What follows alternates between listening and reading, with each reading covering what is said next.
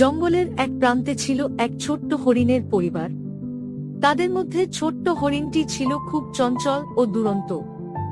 একদিন সে জঙ্গলের মধ্যে একা একা ঘুরতে বের হয়। মা হরিণ তাকে সাবধান করে দিয়েছিল, কিন্তু সে শোনেনি।